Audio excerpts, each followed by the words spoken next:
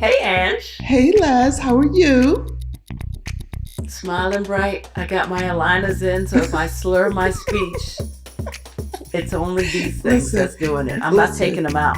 listen. You know that is your way of masking My being lisp. your lisp and or whatever it is that you're drinking, that Alizé that you're drinking.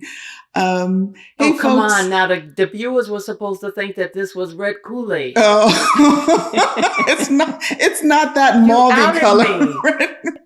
Red Kool-Aid is not it's not a blush color. It's actually red Kool-Aid, crayon red.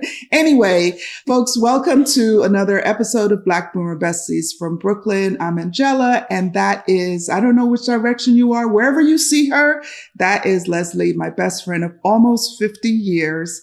We are two intellectually curious, older Black women. We started this podcast to invite you to think deeply and to act boldly.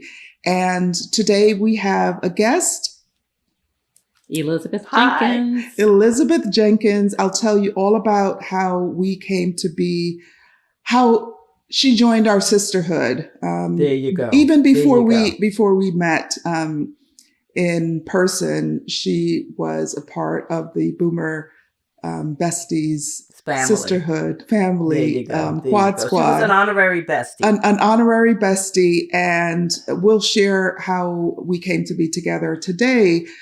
This episode is, you're just going to see three older Black women talking about what we're feeling, what's going on in the world right now, and just being very vulnerable, very transparent, very edifying. And so, yeah, if you're interested in that, what should they do, Les? So I have a request. If you happened upon us, or if you intended to find the Black Boomer Besties from Brooklyn, please press like and subscribe, and also turn on notifications, because I think you'll like our content and we want you to know when we drop new content. So take a second and press like and subscribe. Thank you. Thank you. Okay, so what had happened was There was this election. I was born a poor Black child. No. So I am in a different area in North Carolina. There's a university here that I have worked for a few, maybe this is maybe the fourth or fifth performance production that I've worked with them on. And I am here in Elizabeth's hometown. And so there's so many connections here. I came to know Elizabeth. You guys have heard me talk about Elizabeth before. Mm-hmm. I've given her shout outs before. So you've heard me talk about her. Now this is the one right here, right? Ta-da! So Elizabeth and I and Leslie are members of Exodus Summit, and the Durham, North Carolina group got together earlier this summer, and I was sitting at a table with these beautiful women, and Elizabeth mentioned that she was either going to Costa Rica or just came back from Costa Rica. You were going, right. And she said, now this is the first time I'm meeting Elizabeth. We're just at this table. We're first get together of this group. Yeah. And she says, oh yeah, I know. And I told somebody in my family that Leslie was really scared when she went to Costa Rica, and she went anyway. And I'm like, about those monkeys. Yeah. And I'm like, how do you know what Leslie thinks about Costa Rica? And you said, well, I watch your podcast and I heard her.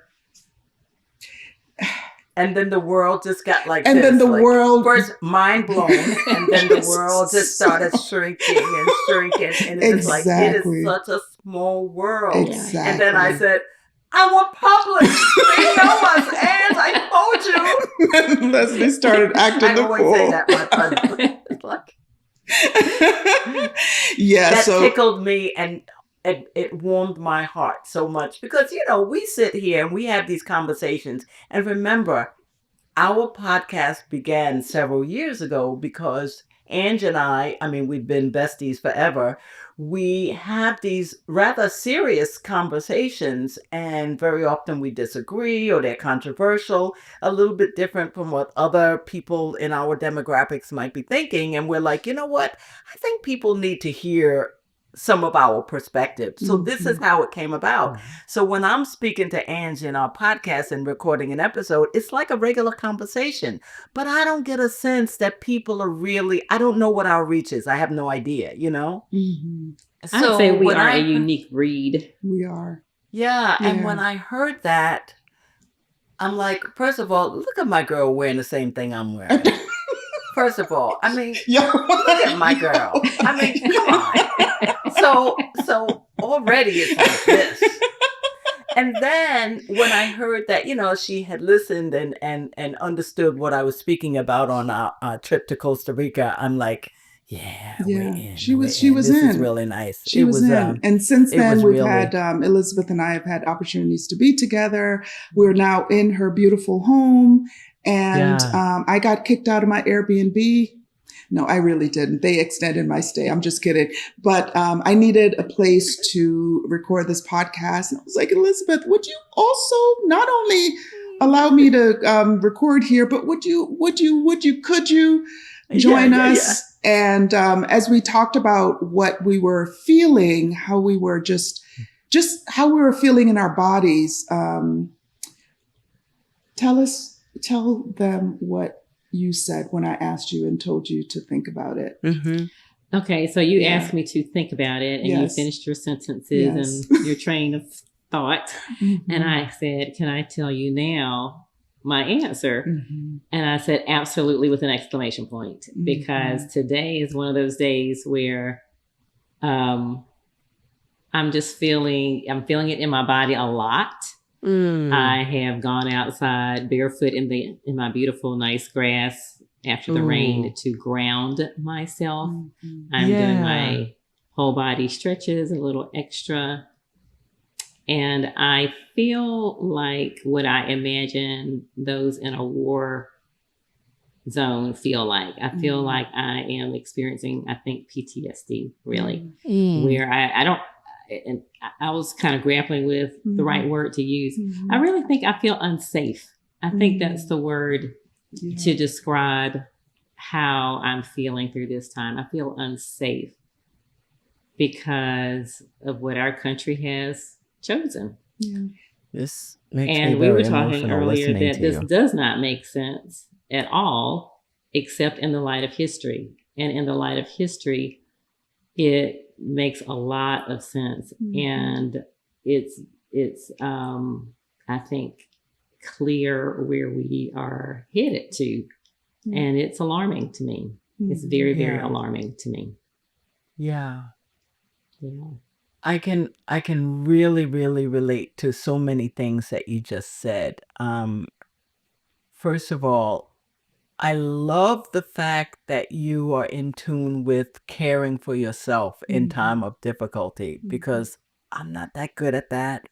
Many of us are not. Ange is a little better at that than I am, and she has no problem pointing out my deficiencies in that regard. Only in love, baby. Only in love.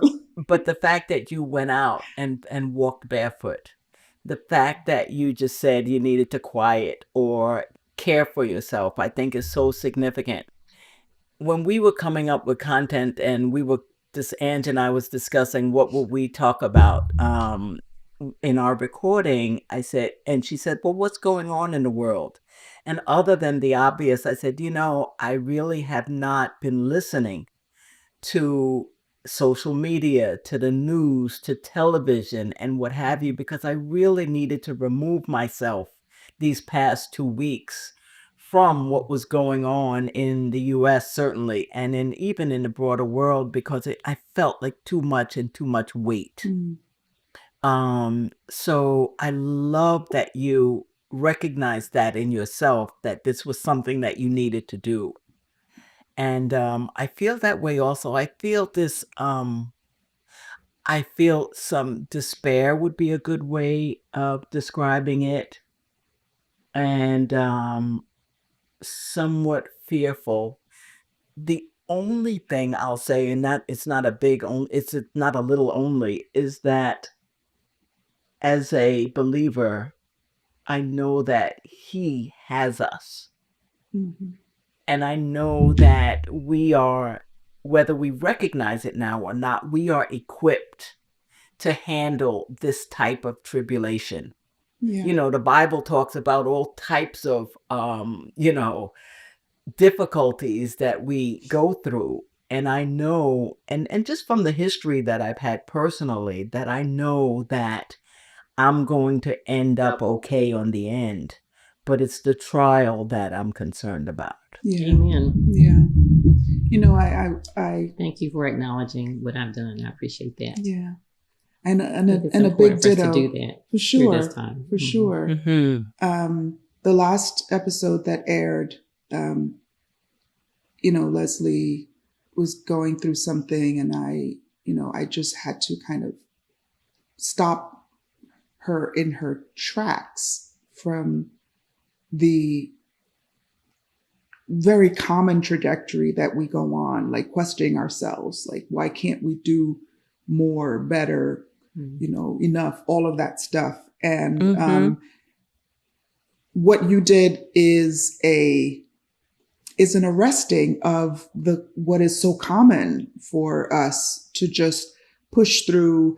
Right after the election, Leslie and I, right after, the day after, I think we had a live where I really felt led to just create space that we made this commitment to do this podcast and to have these conversations. And I felt like, that I was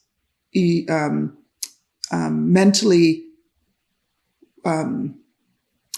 I felt that I had an overflow to offer to hold space for other people.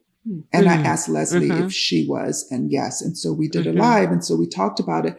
But this is not a one-time conversation thing. This is not what is typical in media is, okay, what is the big blip of the day? Breaking news. You're right. You talk about it and then it goes away. It's almost like, someone dies and everyone comes to the funeral, and then, okay, they're getting over it because it's someone else's family and they move on, but you grieve for years. Do you know what I mean? Yeah. So it's kind of this thing. So, I starting probably yesterday, right? And I've been working intensely for about 2 weeks now. Today that will close and I'll move into holiday and also planning for my dating cities abroad. So I'm really excited about that.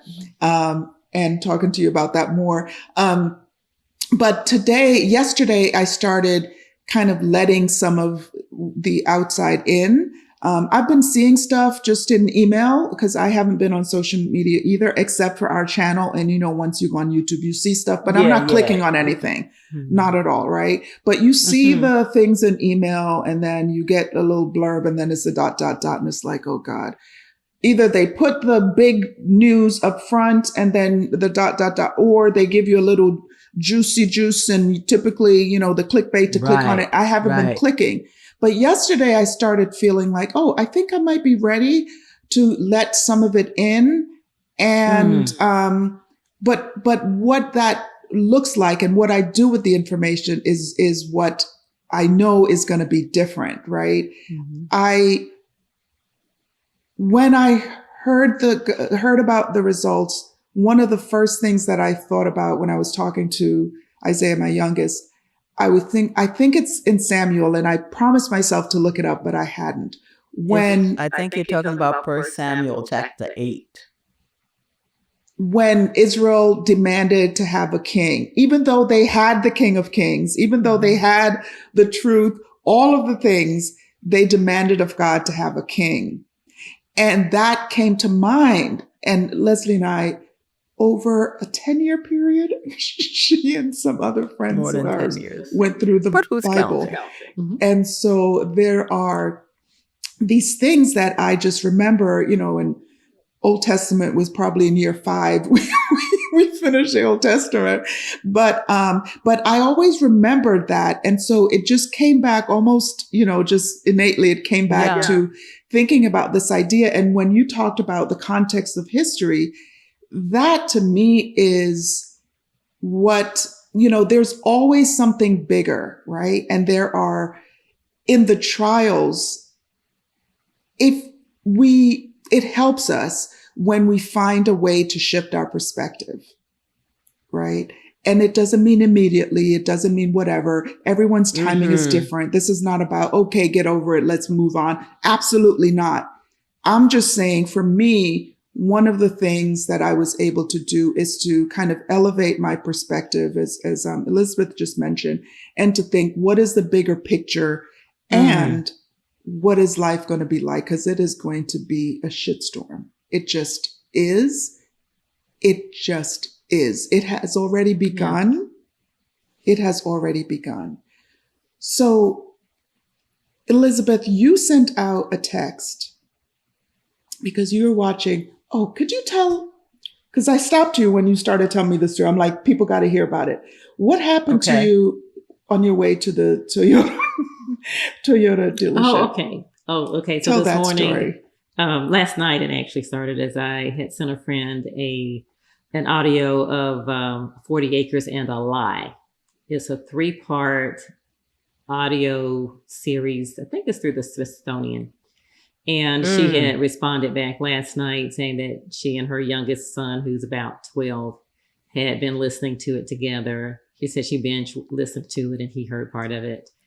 And I thought, well, I'm going to play it this morning when I'm taking my 16-year-old son to school, which is like 45 minutes away. And there was a part in there, I think I had listened to this podcast before the election, but then hearing it again today, when in the aftermath, and I don't think I told you this part, in the aftermath of Reconstruction with the 40 Acres and a Lie, of course, President Lincoln gets assassinated, and then the president behind him is Andrew Jack Johnson. I was getting it wrong. One of the Andrews, who just took it away. And he said he would give it back to the planters, i.e. plantation owners, if they pledged to him and the Constitution. If they made a pledge to him and the Constitution. I was like, it's like, yeah, that's what we're doing. Wow. Okay. That's what we're doing. Okay. Right. And it was, at that time. And the other thing that struck me in that first episode was these Black, I believe they were ministers, who met with Abraham Lincoln, said, we just want a little piece of land and to be left alone. That's all they ever asked for. They didn't ask for the meal. They just asked for some land and to be left alone. And I just think about through history, when our people had the land and were left alone, it always uncovers the lie. The lie is that we are not brilliant and that we are not self-sufficient. And then you get Tulsa and you get Wilmington and you get Rosewood and you get all these other places, and they come and they eliminate it and get rid of it. Right. So it's just like, ugh. So that's why I say in the context of history for me, for this country. And then, of course, we've got world history to consider as well. And then after that, I was driving from one city to another city that was to get my car serviced, and listening. And Loree Daniel Favors came up. I think you like her too, Leslie. And she was talking about a bill that's about to go to the floor, HR 9495. And that bill, HR 9495. 9495, that will I'm taking notes. say that if an organization doesn't, any of these nonprofit organizations can be accused of being terrorist organizations. And it sounds like they just have to be accused. They don't have to be, you don't necessarily launch an investigation or anything. And that they can take away that status and dissolve that organization. Wow. So that can affect your foundations that, a lot of D9s have. Right. It can affect your Black churches. Right. Sure. Oh my gosh. Sure. And it's just like, what? It's laying the foundation for that. What country is this? Yeah. The one called the United States of America. Mm-hmm. Yes. The freedom place. Yes. Yeah. Yeah. The light on the hill Yes. place. Yeah. The beacon place. Mm-hmm. Yeah, the one that looks a Yes. lot like Germany. Yes. Maybe about 100 Like years Hungary ago, right 85 now. years Yeah, ago. and the one that Germany actually emulated to look like Germany. Yeah. Yes. Yeah, that one. That one is where it's where we're living right now. Yeah. And, you look at the old black and white TV reels, and we're looking at it from the perspective of hindsight, right? We're looking at it like, how did they? Who would go for that? Right. Well, that's what we are living through. Yeah. That's what we're living through. And so, I don't even know if I'm in no way ready. This I do know. I'm in no way ready to say, okay, so given that, what am I going to do about it? Except that, yes, I am going to date other cities and see what else is out there in the world for me. What I have decided even before this, regardless of the outcome, is that there is a bigger world, and there are places where the pressure of being the best, the pressure of hustle, the pressure of saving the world, and just being ready to fight all the time, just being in that kind of stance of, okay, and it doesn't, being ready to react. It doesn't mean to fight, ready to react, right? Yeah, being, okay, can I calm down those now? pressures Or of, do I just, can being I in drop this my kind of, shoulders? A nervous system Yes. is always on. yes, a little bit. right, Yes, right. Yeah. And processing all the things for our safety, right? What do we need to do? How do we need to prepare to walk in, to dress, to whatever, to speak, to feel safe? And so, it's. I tell you, what you're saying, Ange, is so provocative, and it's really inviting us to it's like, who needs this crap? Why do we need to fight? All my life I've had to fight, It's like, but who needs that kind of stuff, as Right. individuals? But the thing is, because I just want peace. I want to just live in peace. I don't, but then there's another side of it that says, listen, this is our country. Yeah. This is not anybody else. This is why I wear American flag lapels on my clothing. This is why I hang an American flag in my home, because this is my country too. Yeah. You don't own this country. Yeah. Yeah. And now I need to run away from a toxic environment too. Yeah.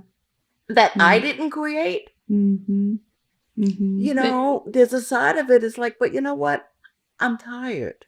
Right. And now I'm looking for, as Stephanie would say, I'm looking for ease. Yeah. I thought about this a lot. Part of my background is, after leaving corporate life, By the way, we're both mechanical engineers, right? That's right. Oh. Okay, she's wearing the same thing as you, but that means nothing. That's surface shit. I have no idea That's what surface. you guys do. What? That's what that means. Mechanical engineers, I don't know. That was part of kind of what connected us. It's like, oh yeah, I get it. You can speak that same techno stuff. Anyway, sorry to interrupt. But I homeschooled my children through like middle school for each of them. And my oldest is the child who, just after turning 3 years old, was hearing a radio and says, "Mommy, who is Bush?" And then 3 weeks later, well, who is Obama? So when I started to homeschool her, I felt confident I could handle the math, I could handle the reading, I could handle the science. What I couldn't handle was history, because I did not like history at all. And this is the same child who said, "Mommy, if the sun is the center of our universe, why is it dark in outer space?" Okay, I was like, well, I don't know. So Okay, it's I that thought I was time. gonna have to have some answers when she started asking about history. Right. Angie's eldest child She is told like me that. that. Right. Her eldest is like that. Mhm. Yes. So that's when I started learning about history, and I'm looking at it as an adult at that point. So I would say it's been in the last 15 years Mhm. that I have started to learn history, and I've had some real aha moments about these here United States of America, Mm-hmm. and have had some pushback as I've started to talk to people. Mhm. Yeah. And one of the things is this is my country, and it's like, well, I guess you could say that, but is it really? I don't know. Tell us about your Because- background. Like, where did you grow up? I Or, grew up in Georgia, mhm. Atlanta, Mhm. and I went Mhm. to, my whole growing up was pretty much in an African American context, and then I went to an HBCU, Mhm. and then I went to work for corporate in Midwest, Mhm. and then I came to North Carolina and have retired here, Okay. Mhm. and Mhm. ready to have the next chapter. Right. And so, well, I'm we'll sorry. do that. No, I was just, Yeah. there's a whole different train of thought that relates to this upcoming administration, but that's for a different conversation. Okay. We'll talk Yeah. about Okay. Right. that. But in this, That means she'll be back. Yes, that's right. That's right. That's how I clocked it You all too. are That's witnesses. exactly how I That's all. clocked Yes, it. yes, yes. but in this context of history, it's like if someone comes and steals your house, right? They take your house and then they look around and it's like, this is a really nice house. I don't want to clean it. I'm not going to cook for it. I'm not going to do any of this. So I think I'll just go and kidnap a few people over there and make them come in here and take care of it. And oh, by the way, I'm going to tell them, if you don't clean my house and do it like I want to, I'll just shoot your children in the head. Mhm. Right? Yeah. Mhm. Would you expect them and their children to want to stay in that house later on? Mm. Right? When that person dies for whatever, because they stole the house and not really theirs, and they forced you to take care of the house. Is it really yours? Mm. Do you really want to take right to it? That's some analogy. Yeah. And that's how I'm kind of, it's like, is it really our land? Yes, our people built Labor, it. Yes. It was under duress. We were kidnapped and forced to do it. And it was stolen land. Yes. Yeah. So is it really our ancestors' wildest dreams? For I us to think- stay and continue to Right. fight for it. In a state of trauma. Yes. Right. I think our ancestors' wildest dreams is to have freedom, preferably back where home is, but Yes. even if not, to have freedom. Yes. Because, if you think about the Underground Railroad, their geographical constraints were pretty much the United States. Mhm. Mhm. Okay. Right. Mhm. But because most people of African descent were in the Southern colonies. Yes. So they wanted to escape that because we're all made for freedom. We're Right. not meant to be in bondage. Mhm. They wanted to escape that. And they did Mhm. as far as they could go. They had generally speaking, Yes, no yes. way to get over the waters. Right. Right. Right. Mhm. Mhm. Today we do. Yes. Right. Yes. So Yes. I And even think- without going over they went to the farthest that they could go. that they could go. Yeah. Right. So when we talk about freedom, economic freedom, geographical freedom, Mhm. Mhm. Yeah. all right, Mhm. there are lots of levels of freedom. And this notion that we have to stay here, I just That's an excellent have been point. challenged that in myself. Yes, It's like, yes. Mhm. why be confined to this when that's no longer the constraint? Right. And it's up to us to determine what freedom looks like to us. Other Right. people don't decide what is Yeah. freedom for us. Right. Yes. Right. Yes. And a lot, historically speaking, you had Harriet Tubman who said she could have freed more slaves if they knew they were in bondage. But then you've also Okay, got, stop right there. yes. I would Yeah. have freed more slaves if they knew they were in bondage. Something to Yeah. that effect. That part. It is Yeah, that. I've heard that before. It is yeah. that. Yeah. If they knew. If they knew. it's what you believe to be true. Mhm. It's the cognitive dissonance. Yes. Yes. And if you think about our environment here, is that we are all led to believe in the superiority of the United The States, exceptionalism, and we yes. are the Mhm. best country in the world, Mhm. and by whose standards? Mhm. And Mhm. it's a privilege to be here. Look at Mhm. how many people are trying to get here. And it's Mhm. now this exclusionist mentality, like we we can't let any more more people in here. I read something recently, and obviously it makes so much sense. If you are not a Native American, Mhm. then you either immigrated here, you were brought here Mhm. enslaved. Mhm. This is not your place. You know, you're an immigrant too. Yeah. Mhm. You know, but we quote unquote, close the borders when it's convenient for us. Mhm. Mhm. Yeah. But what you just said about, we're so great. If you know anybody who has been in a domestic abuse situation, and I have family members who have been, is that not what the abuser says? I'm the Oh, greatest. yeah. Yes. Who else is going to want you except me? Yes. Yeah. You're lucky yeah. to have me. Yes. What are you going to Yeah. do without me? What are you going to do without Yeah. me? Yeah. Yeah. And you ain't that And great I'm anyway. so great. Right. I'm so great. Right. I have personal experience with that. Yes. So, yeah. Ditto. This is Yeah. this I is did not know that. yeah. This hits I hope home I didn't for trigger me. something. No, here. not at all. On the other side. On Exactly. the other side. Exactly. It's By the like I grace can of look back God. at that and say, Yeah. Right.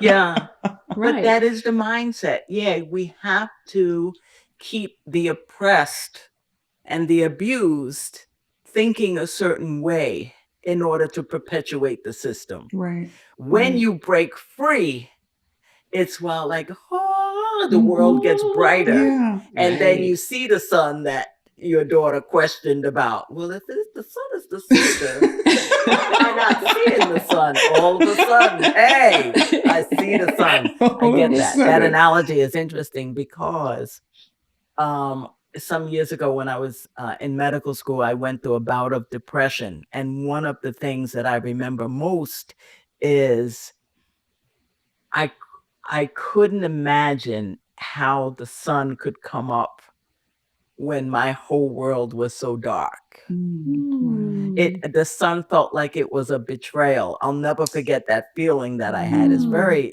vivid for me. Thank God it's behind me. But that sun, you know what I mean, the brightness of the sun, and it's like, well, what do you mean the sun came up today? Why am I not able to experience that? You know? So yeah, that I hear you. So Elizabeth, first of all, you went to Costa Rica already? I did. I went in July. Where else? Oh, okay. You And were then right in behind August, me. I went to Portugal. So you did the Portugal thing before we were able to get there. Yeah. I know. So what do you think of Costa Rica? It was a lovely place to visit. It did not speak to me for extended stays. What cities did you go to? We stayed in San Jose, and then we went I guess we went near the jungle, but we did not stay overnight or anything. And I was telling my husband, so much of that country is a jungle, but yeah. That's one of the things that I didn't care for, because we went to a water park, and it was a lovely water park. Really enjoyed the experience. And when we were leaving, which was dusk, it was just very lush. And I immediately had a flashback to my first job at an amusement park that was also very lush. And someone was joking with me one time talking about a rat. And I was like, oh, ha, ha, ha, ha, ha. And then the next night I was working under this arbor, and I saw this huge rat up there. And it's just like, okay, I don't know what's in this lush, beautiful foliage here. I can tell you some of what is in that lush, beautiful. And I just rather, I'm used to seeing some landscape, a little something in the distance, and then the mountains. And trees. I like a the little levels. distance between the between the jungle and you. Not just beautiful, luscious, right at my feet. Listen, we were in Tortuguera, which is one of the rainforest areas, and I'm not going to say much more because we are running out of time. But it was like a movie set. It was unbelievable. I don't ever need to go back there. Say more about the movie set. What do you mean, like Jurassic Park movie set? What kind like Jurassic Park? Like it was like unreal. Like this can't be real rain. Someone's pouring buckets. Like this can't be real rain. You know what I mean? That kind of thing. It was. How do people live in there? Like your clothing could never dry. It was so wet. It would never dry. How do people walk around with damp clothing? And I know that people don't have dryers everywhere. So I guess you walk around with damp clothing. Or it doesn't feel damp to them because dampness, it's relative, but it was right? damp to me. Nothing ever dried. But anyway, so what about Portugal? I was in Lisbon and areas around Portugal. Areas around Lisbon. I really enjoyed that. I'm considering an extended stay, like maybe a few weeks in the summer or something like that. Maybe we can coordinate it because we have to. That's one of the next places that I want to date and explore. Yeah. Well, I'll give a shout out to Krishan Wright with Blacks at Global. She was our fairy scout mother, as she said, and she Blacks at Global. Blacks at BLAXIT. Blacks at Blacks at Global. She's part of Exodus Summit as well, and she hosted a scouting group. It was just 3 of us, a small group, but she taught us how to get around. So like by the end of the week, we had one lady in our group who went and got her hair braided and she had to go across the river on a ferry. She went by herself. Wow. I had looked into dental work, but they didn't have an appointment available, but I think about going back for that because it's very, very cost effective. Wow. Sure. Yeah, it was really nice. It was very walkable. It was pretty. Yeah. I liked it. And then, you have to deal with they're part of the slave trade. They're called, the OGs. Yeah. Yes, they are. But the other thing, I know we got to wrap up, but go. That hit me because I've been challenged on that recently is this country was founded on the oppression of others, right? That's part of how this country was birthed into be. Yeah. But a lot of these European countries weren't birthed that way. Right. So they did participate in slavery, but it wasn't the foundation of their country. Genesis. Right. Yeah. Right. This country every system is built on that foundation. Right. And I would appreciate more honesty in that regard. Yeah. Right. We all have flaws, but that's the reason why they create mirrors so that we can look in the mirror and be honest with ourselves about what we look like and what we really look like. Yes. So that you can make change if you need to be. This idea that certain people, if you don't like this country, you should leave. Fuck. Yeah. Like who does that? Yeah. Well, you can't say when they. But I'm just saying. So it's like you just want to stay with a booger in your nose. But for God's sake, yes, thank you very much. I like my booger. Thank you very much. I like the spinach. Not say anything That's about right. I like the spinach on my teeth. There ain't no spinach on my teeth. What are you, dummy? You're not a patriot. I got spinach on my teeth. Exactly. It just doesn't make sense. If there's anybody that can criticize us, it should be us. Yeah. But, cannot solve a problem until you acknowledge it before the other people see us. Yeah. Exactly. We don't do that. We don't do that. We don't do that. Wow. Yeah. So I just want to mention that I have been thinking about Mexico more and more. I lived there in the 90s before I had children for 4 months. And every time I start, because, I've been looking at Ecuador and Cuenca, Ecuador in particular, and Costa Rica. Portugal is always kind of, I would love to go there type of thing. But I remember feeling really wonderful when I was in Mexico. I lived in Mexico City but not sure if I want that because that's a real metropolitan city. Yeah, I hear that is so beautiful. But It you is- were also pregnant at the time, Anne, so that could have been But it was, part of your glow. but I didn't know. I didn't know I was pregnant. I was probably pregnant in month 3. I became pregnant, but the surrounding areas, right? Cuernavaca, and I'm not sure where San Miguel de Allende is, but there are other towns. But I'm just saying the people, the things that they elevate in terms of their values, family, before work. You work, but you take a 2-hour break in the middle of the day. What we in America think of as whatever lazy or a siesta, you think of that as being kind of something that, that Mexican. Well, what they do is they take 2 hours so that everybody in the family can gather to eat together.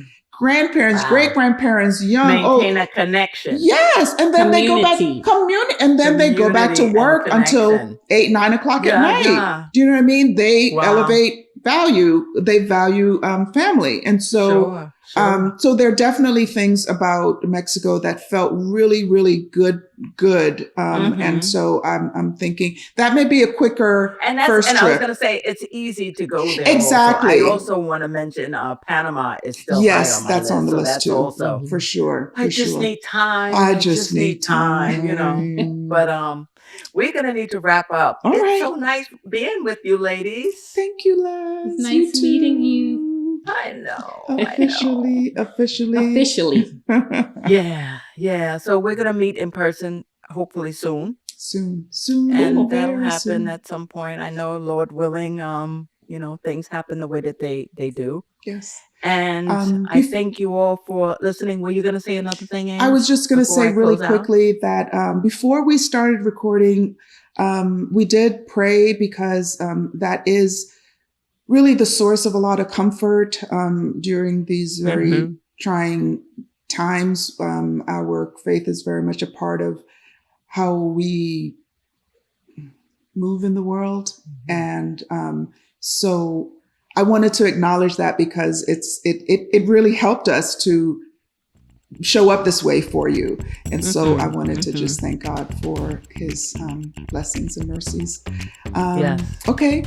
Amen to that. Yes. So I'll say this has been another episode of Black Boomer Besties from Brooklyn. Bye.